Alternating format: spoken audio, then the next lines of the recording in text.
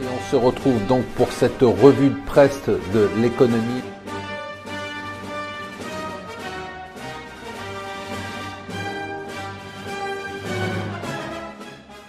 Bonjour et bienvenue sur Mon Financier pour la revue de presse de l'Écho. Nous sommes le jeudi 30 novembre. Une des nouvelles du jour, c'est la baisse des marchés chinois encore ce matin, secousse depuis quelques jours.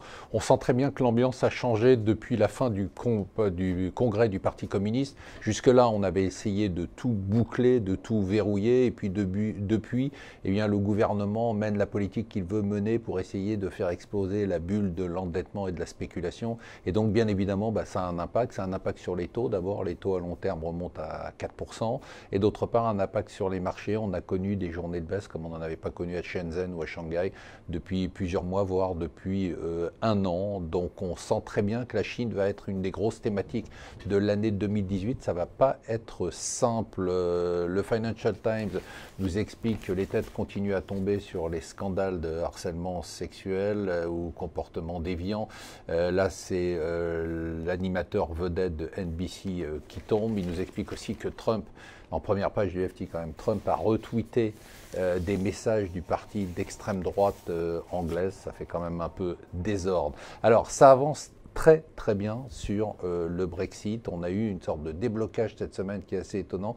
D'ailleurs, la livre sterling est montée hier. Alors d'une part, on commence à se mettre d'accord sur il y a trois sujets en fait de blocage. Il y a ce qu'on appelle le divorce bill, c'est-à-dire la note que les Anglais doivent payer pour sortir de l'Union européenne. Là, il semble qu'il y a un accord, pas exactement sur le montant, mais ils sont d'accord pour payer. Il y a un autre problème, c'est la frontière, bien évidemment, entre les deux Irlandes. Là, il pourrait y avoir une sorte de zone de libre-échange où les échanges seraient facilités. Et enfin, il y a le statut des travailleurs européens en Grande-Bretagne. Là aussi, ça semble devoir s'arranger, ce qui voudrait dire que les trois préalables nécessaires à l'ouverture de réelles négociations sur le Brexit pourraient être levés. Dans le Figaro Économie, Tony Blair explique qu'on peut encore arrêter le Brexit et il va se battre pour ça.